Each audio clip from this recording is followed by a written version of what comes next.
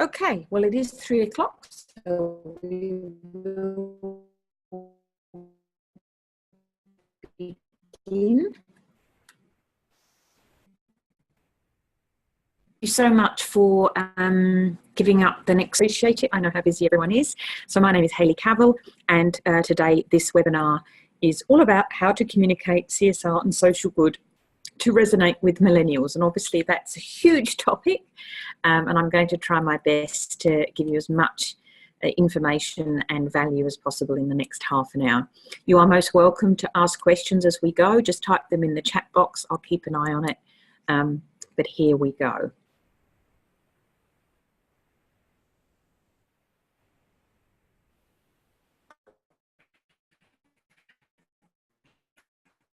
This is... That's very strange. Every time I press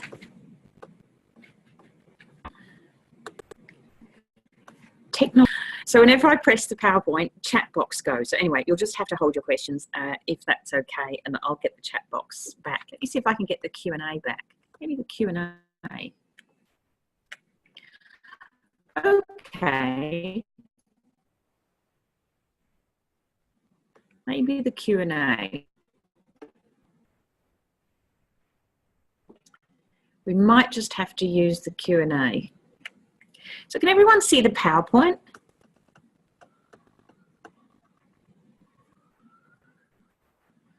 I've got the chat box back. Can everyone let me know that they can just see the PowerPoint? Yes, okay. Can everyone find the Q&A box? If you could find the Q&A box, because for some reason, every time I click the slide, the chat box goes. But for some reason, the Q&A is happy to stay there. It's very strange, isn't it? Not best friends. Anyway, here we go. So I love this quote by George Bernard Shaw. It has been misattributed to many people in this day and age when you know, so much communication from so many different places. The single biggest problem in communication is the illusion that it has taken place. Love it.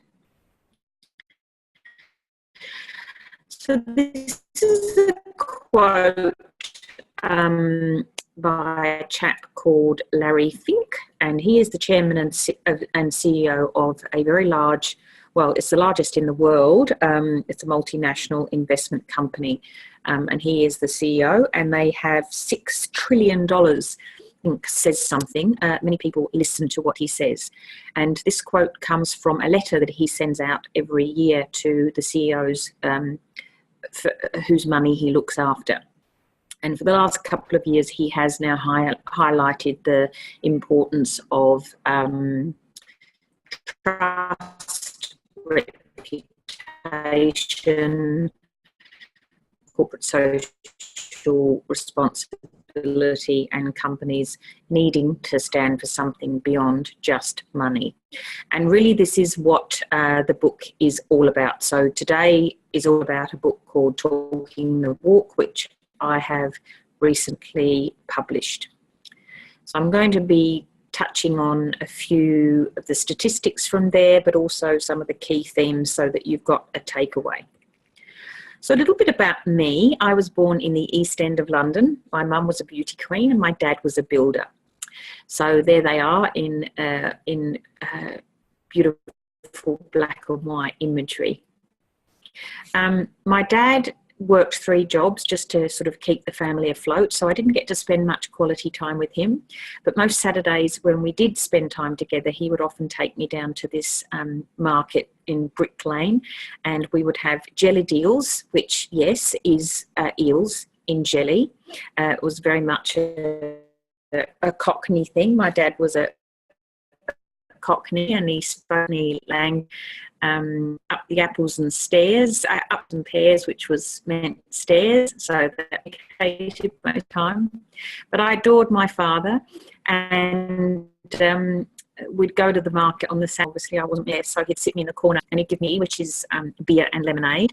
And I wasn't even 10 years old, but as I sat there watching him tell his stories, and he was a very good teller, and he would end up with a big gathering of people around him. And I think that was probably the first time that I became really the idea of the power of storytelling, actually. So it was really no surprise that when I left home at the age of 15 and a half and I went to London, so I went to the posh end of London, I ended up going to 10. And I ended up working in a public relations firm, and I climbed the corporate ladder for 12 years. And worked at an amazing firm called Burmaster's company, Cosmopolitan Show. So I really thought I was the bee's knees. I was dating models and driving around in a boyfriend's Porsche, and I really thought I'd made it in the world of commerce. But something was missing for me. Oh, this is me with the big perm, 80s perm. And I really thought I'd made it, but there was something for me that was missing. So the next day I went in, I watched this TV show Free, and it was about the Adamson family who had adopted some lions in Africa. And for some reason I watched this TV show and I just bawled my eyes out. Nothing, really, I'm going to Africa. And I distinctly remember she said, "Oh, I don't know that one." And she obviously thought I was going to another agency, but I wasn't. I was going to Africa. So I ended up going to Africa and India, and I'll talk about that in a little bit. But back in those days, the way we communicated was very different. We communicated through newspapers, through TV and radio, and that was pretty much it. And because I worked in public relations, we were called spin doctors back then. But if there was any kind of scandal or anything that happened, it was fairly easy to keep it contained. You would have someone who was media trained, and they would provide carefully crafted messages to the media, and hopefully very different. Back then, companies' budgets could control the messaging, the information that people were receiving, and there was very little recourse. There was a couple of current affairs shows that would, concentrate on investigative journalism, but there really wasn't a vehicle or a voice for people as there is today. And also back then, I remember going into a shop in London, in a suburb in London, and I saw this lady selling these funny little bottles, and you had to bring your own bottles back, and they were little plastic bottles, and everything was all natural and cruelty free. And I remember thinking, that is very strange. And because I was so concerned about my image, and I was trying to sort of be this top-notch PR person, I wasn't interested in her products at all. I was quite happy to pay extravagant amounts of money for myself, which is makeup and skincare. But of course, this became the Body Shop, and that lady that I remember meeting was Anita Roddick. And of course, she grew the Body Shop to 3,000 stores in 60 countries. And she was really a pioneer in things, social issues, and using the power of business and the voice of business and the reach of business to stand for social issues. And she was very much an early pioneer, and obviously something about her connected with me, but at the time I didn't realise. Anyway, I then, as I said before, I quit my job and off I went to Africa. It was just me in a backpack. I was 29 years old. I had long blonde hair, so I got into quite a lot of trouble in these countries, but I spent 6 months in Africa. I had giardia, amoebic dysentery. I got malaria. I was in hospital for 3 weeks with malaria. I sat with mountain gorillas in Zaire. I just had the most incredible time. And at the end of my trip, I then went to Nepal for 2 months and did a trek to base camp, Everest Base Camp. And then after that, I went to India for 4 months. And if anyone has ever been to India, you will understand it is an assault on the senses. And of course, I then went back to London, and after this trip, I realised that I just couldn't go back to the world of public relations, to official after some of the things I'd seen. And there's a picture there of Mother Teresa's mission. I spent 2 weeks volunteering. Everything came to a head for me. And I said, if I'm going to work for the next 30 years of my life, I want to do something that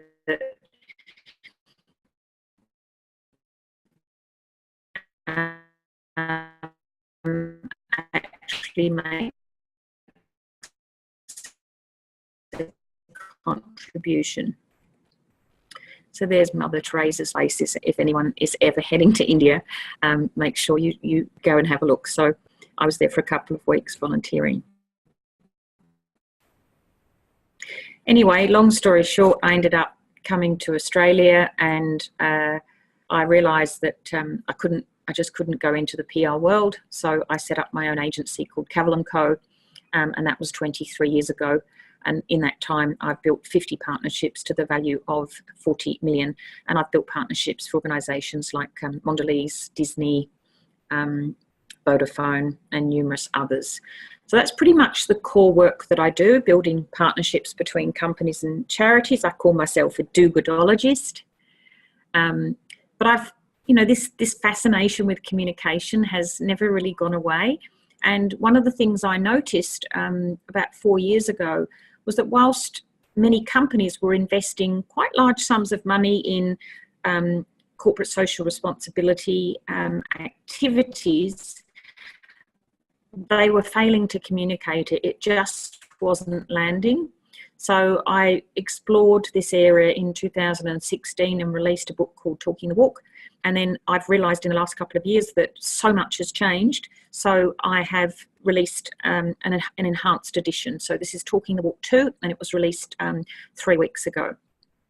Essentially, what I started to look around for research, and I gathered together over 40 research reports that I've read and included statistics from. And generally, when you pull research from lots of different places, you find there's contradictions, and you have to try and make sense of what those contradictions mean. In this case, almost everything was pointing to the same thing.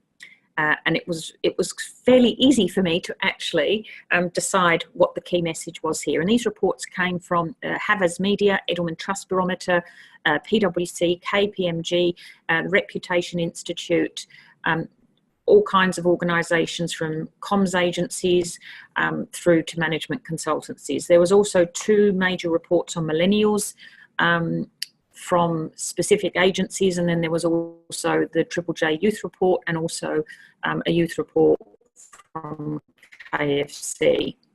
So I gathered together information that related to CSR, social good, general communication, best practice rules, and also millennials. And all of those reports are provided when people actually purchase the report.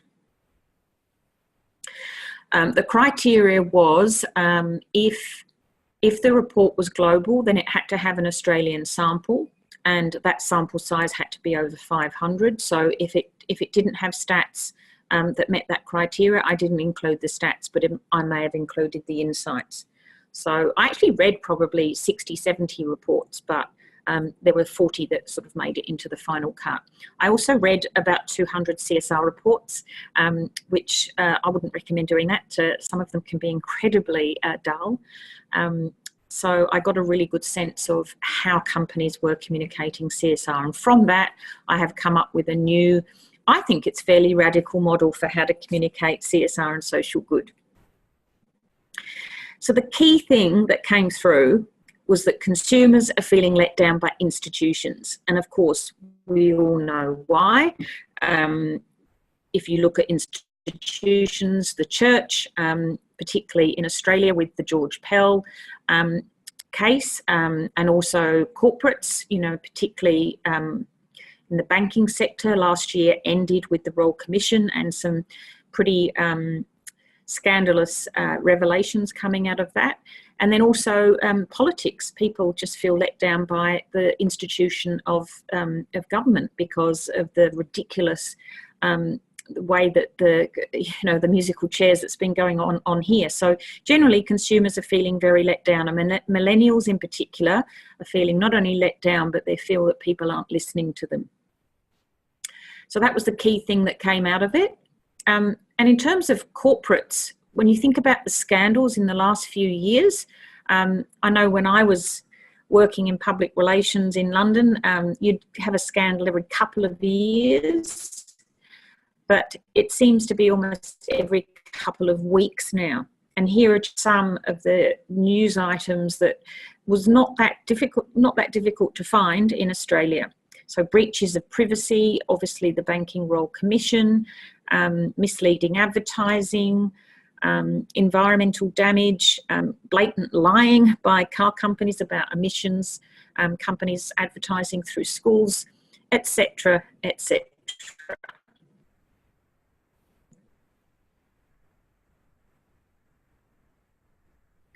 Now, obviously, young people are clearly very up. As writing this report, we had school kids going on strike across Australia and indeed across the world, complaining that governments and organisations were not listening to them and not listening to the science on climate change. So talking about climate change and talking about the environment, metaphor that I'm using here, I'm just going to move this up because it's right on one of my circles. Here you go. So for me, there's three key waves that are soon to be crashing on the shores of Australia. And it's caused by this, as all tsunamis are, it's being caused by this split, which people don't generally see. But I certainly saw that split some years ago when I started tracking corporate social responsibility, conscious consumerism, etc. But essentially, we've got three waves here that are impacting why companies are needing to change from the traditional model of profit-driven to more being more purpose-driven. So you've got the peopleism wave. If you look at what's been happening around the world in the last couple of years, there's this real sense of people wanting to take their power back. The rainbow wave, the Me Too movement, the gig economy has grown at a ridiculous rate, and that's partly because millennials in particular are saying, I don't want to work for corporate Australia, I don't want to work in that environment, and they're going off and creating their own opportunities to earn money. They don't want to be reliant on an organisation for their future safety and future income. You know, the sharing economy, if you think about things like Uber and Airbnb, you know, that's a whole different movement. And obviously large corporations have been created off the back of it, but fundamentally the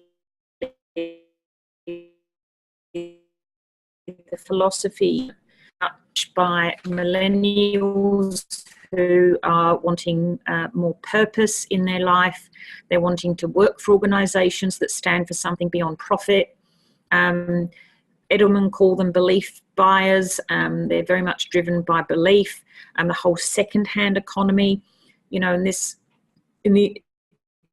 when I was growing up, if you bought anything from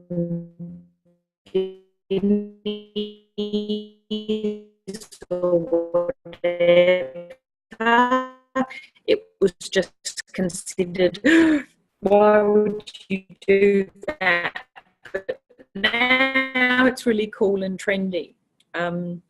Clothes ending up in landfill. The programs on waste have raised awareness of how much waste we produce, and of course there's now overwhelming evidence that change is here, and it is the most part caused by human. When travelling through Africa and India, there was no phone, there was no iPhone, there was no internet. So when those two things combined, it got consumers. Recently, we've had this whole thing of fake news, and a lot of that has been coming from America and the current president. But the trust, people trust each other now instead of trusting, looking up to corporations and trusting them and trusting no. Surviving the Airbnb much risk than stay in a hotel, which might be funded by a global corporation. And essentially what consumers are doing is they're using their money, so their wallet, they're using their voice, and they're using their skill, i.e. I'm not going to come and work for you, to say to organisations, you need to stand for something more than just profit. So I've pretty much changed. I've, instead of corporate social responsibility, I'm now calling it corporate social response, because there needs to be a response for organisations, and certainly organisations in Australia are not responding as quickly as people would like. Why are millennials so important? Why are other people banging on about millennials? Why do I talk about it? Well, they are huge. They account for 24% of the world population, 29% of the Australian population. So they are your current customers. They are your current employees if you can attract them. And many organisations are not attracting them. And they are definitely going to be your future customer, your future shareholder. So the research is showing that 42% of Australian millennials believe business has a positive impact on society. So that's way down from a year ago. So that's extraordinary. 72% of Australian millennials a year ago said that business has a positive impact on society, and it's now dropped to 42%. Only 20% of millennials feel positive about the future, and the key things they worry about are their own mental health, obviously climate change, housing affordability, and getting a job. 3 in 4 see businesses focusing on their own agenda rather than society. And here's a direct quote from a millennial in the research.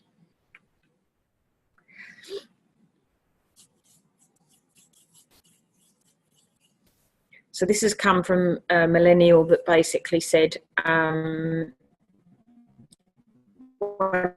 I go into a meeting, all about ROI, and I need more than that for me to stay. So you hear often companies complaining about how difficult millennials are and how they're job hopping. Well, having read everything, and I probably would have agreed with you a few years ago. As an employer, I've employed many millennial staff, and I don't think I've managed to keep too many for more than about 4 years, which apparently is a good number.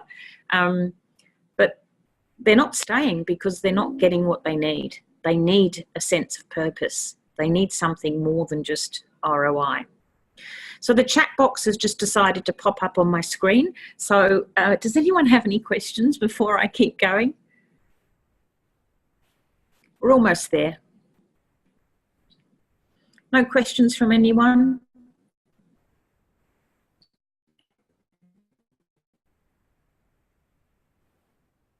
Okay, I'll go chat. Very strange.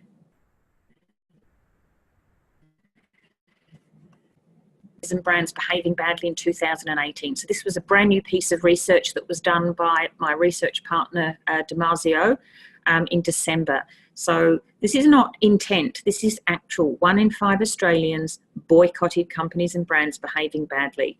And behaving badly was very broad. It included environmental damage, it included not looking after staff. So it covered everything that pretty much corporate social responsibility covered, but I didn't use that language because obviously it's not common use. On the plus side though, the good news is that 20% of Australians actively supported companies and brands behaving responsibly in 2018. I will send you the slides, by the way, so you don't need to be frantically writing things down. So what do millennials want? They want companies to stop plundering the earth. Climate change has now become the #1 issue. So obviously, companies talking about the difference that they're making there and the actions they're taking, minimise their footprint is critical. They want companies to own up and fix it. So be human is the third one, which very much ties in with #2. They want companies, it's very common for companies to want to present this perfect image, and it's not human. Humans are not perfect. They want organisations to make a stand for something. And they want organisations to be a force for good. So there's a number of organisations that have, in the last couple of years, really made a stand, and the same-sex marriage debate. They got very much actively involved in that, adding their voice to many others. Obviously, Thank You has become a huge success story. It's a social enterprise. And all profits go back into eradicating poverty around the world. It started out as a bottled water, and now they're in many, many categories and absolutely killing it. And then we've got now the B Corp group, which used to be fairly small organisations, but you've got big players like Patagonia and Ben & Jerry's playing in that space now. These are the kinds of organisations that millennials are preferring to buy from. And you may remember last year when Alan Joyce became actively involved in the yes vote, and members of Parliament said, corporates, you need to stick to your knitting. The message from consumers is no. We actually expect companies to get involved in solving social issues and standing up for issues and using their powerful voice and their reach to get that message across. In fact, of all the institutions, millennials believe that corporates are the only one that have the power and the resources to do so. However, there is some risk. You may remember when Gillette came out with a fabulous campaign addressing male behaviour, and they got roasted. Not because of the stand they made, but because of the poor execution. The ad was pretty terrible. I thought the actual campaign was brilliant, but the way it was done, and of course it was obviously an American idea that was adapted for here, and it just didn't work. So, but what I loved about it, I followed the whole storyline, and they never turned their back, unlike a supermarket who decided to ban plastic bags, and then after a little bit of criticism did a complete backflip and then got even more criticism for that. Gillette actually stood by, and that's what you need to do. You need to be absolutely sure that this is, you can't please everyone, you can't please everyone all of the time, so you need to understand who your core customers are, what matters to them, and then make sure that you stick with that stance and stick with it for as long as you can. So in the book, I have 10 key tips, and here they are. The first one is don't write crap. So there's a whole chapter around each of these. Don't write crap. So that obviously means don't lie, don't deceive, but it also means stop using jargon. I read so many sends you to sleep. Plain English is what's needed. Be a force for good. Tell your CSR story. And there is a particular way to tell it. Be human. Your CEO needs to be visible, not publicly, but internally, because staff are the ones that people believe. So the most trusted person is an everyday person. So if someone in the community hears about a staff member talking about what that company is doing, what their employer is doing, they're going to believe them. But here's the thing, they won't necessarily believe their employer is doing the right thing unless they see their CEO active. So the CEO needs to be active internally. You need to cut through with visuals. So I've been doing quite a few infographics with clients. So a really beautiful infographic that describes what you've been doing for the last 3 years in your CSR area, rather than a 40-page report, which frankly no one is reading. Do what's right. Now, obviously, that means do what's right for your organisation. There is still too much organisations getting behind causes because the CEO likes it. It needs to be a good strategic fit for your organisation. So it needs to fit the brand, and it needs to fit what your customers would see as a good thing for you to get behind. You need to engage your employees fully. They are the best mouthpiece for you. You could spend $1 million on advertising and it just will not cut through, but you spend good money educating your staff and they will spread the word much more effectively. Make climate a priority and be brave and step up. So we need some organisations in Australia to actually show others how it's done.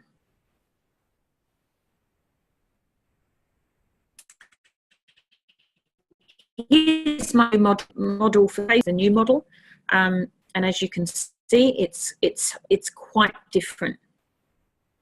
And I know companies like to be risk averse, but it just doesn't work anymore. You've got to be collaborative, you've got to be honest, radical transparency, good, strong leadership. So we're moving from shareholder value to shareholder values. I'm going to send these slides to you, but I'm also going to send this particular one to you as a single file in case you would like to share it with people. And finally, I've gone over time a little bit. I do apologise. If you need to go, that's fine. I will send a recording, but I'm just going to finish on the way to communicate and cut through, which is storytelling. So there's a guy called Jonas Sachs. He wrote a very compelling book called Winning the Story Wars, all about the power of storytelling. And he said, in order to tell better stories, brands must actually be better stories. And there's no better story than the great stuff you're doing for community and society and the environment. Now, if you think about your favourite movie of all time, the chances are it follows the same format as the person next to you, because there is a universal story structure and it is very compelling and it sucks us in every time. And it's called The Hero's Journey. And essentially it's an ordinary person who gets the call to adventure. They meet with a mentor. That mentor normally gives them some elixir or a wand, or sometimes it's knowledge. So they meet Yoda and they end up problems of that original world. There's always an evil person, and there's always this sort of critical point where they either die or they sort of win, and then they come back resurrected back to the world with the knowledge to save the world. If you look at any movie, that is the structure. Lord of the Rings, Wizard of Oz, The Matrix, Game of Thrones, it's all there. And Hollywood and Bollywood have made millions out of this structure. And when I was researching this area the first time, it just struck me that CSR and social good is the perfect story for this structure. However, the critical thing in storytelling, if you want to be the hero, is you need to be vulnerable and you need to struggle.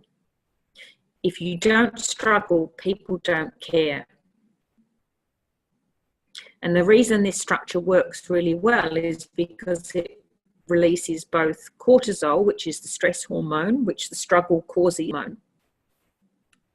And brilliant stories just transport you into that world. Star Wars, another one, same structure. So here's an example of a brilliant company that have not only become famous for standing for social issues, they're using the power of their voice to champion certain issues, from equal love through to what else have they done? Oh my God, my brain's gone blank. But anyway, Ben and Jerry's, fantastic. So I'm going to play this little video here. If it doesn't come through, don't worry, I'll send you the link. But it's a really cool video. And basically in 2016, we had Trump, we had Brexit, and particularly Europe was very much divided. And Ben and Jerry's decided to release this video, and then they backed it up with a product called One Sweet World. And it was their way of trying to sort of heal Europe. Anyway, here it is. It's absolutely beautiful. I hope that it comes through okay.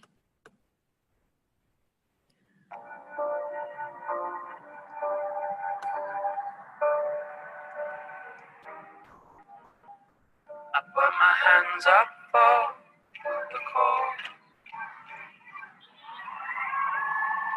But I must look like the wall. Oh, nobody seems to see. Nobody seems to need me there.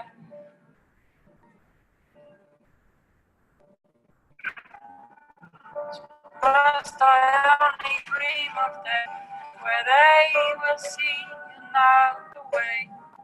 Or they could think of other things, blame on me. So how am I the only one to see the world a different way? So shame on me for trying, oh shame on me.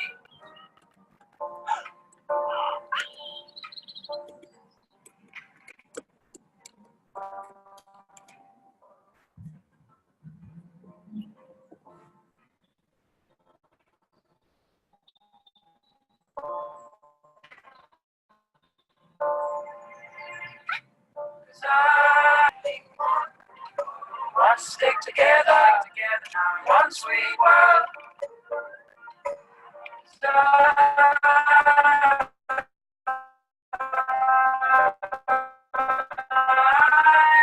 not the only one sweet world.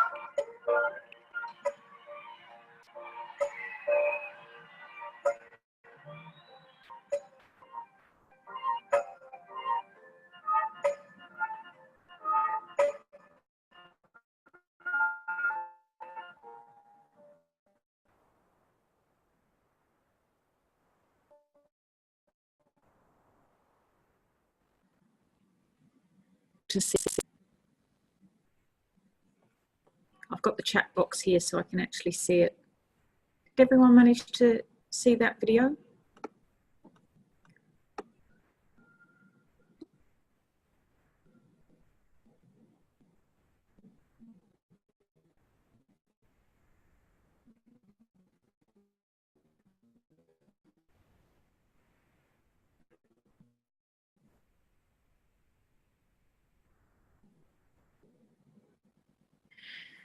That are utilising storytelling and really cutting through to consumers, particularly millennials. An interface is a brilliant case study that I've included in the book and also at the Resource Centre, which is a site that we've set up to house all the information that sort of didn't make it into the book. There's lots. There's videos there, and there's quite a number of case studies that we had to summarise, included from Ray Anderson, who started Interface. And he was just a natural storyteller. I'm sure he had some coaching as well, but he talked about climbing Mount Sustainability. So he used a really powerful metaphor for how they were trying to achieve their 100% sustainability journey. And there are numerous examples of this mountain image online. So it's really time, I believe, for organisations to decide whether they want to swallow the red pill, which of course is is from the Matrix movie, where if you swallow the red pill, you become awake and you face brutal truths of reality. or you take the blue at a very cool time. And based on all the research that I've read, organisations really need to embrace CSR and social good, embrace standing for something beyond profit, but being willing to communicate it in a way that people want to hear and come on that journey with you. So this is the book. It's called Talking the Walk. It's $99 for a hard copy, $79 for a soft copy, and I will send you some information from the book. I've got a couple of pieces that I will offer to you that you can share around, and if you'd like to read the entire book, it's about 170 pages. I'd love for you to purchase a copy. So that is the presentation. I apologise for going over.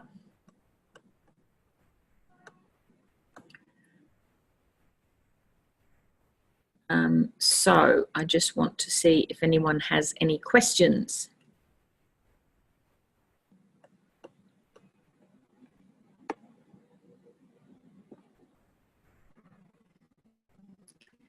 So I think we still have Bronwyn and Maria online.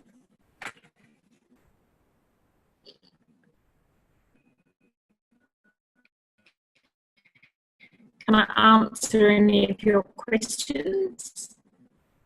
Do you have any? Sorry to go over. No worries, Bronwyn. All right, Maria, thank you so much. I'll get the slides through to you this afternoon. Hopefully that made you think about a few things.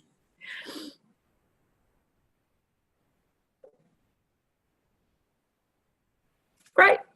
Thank you. Bye.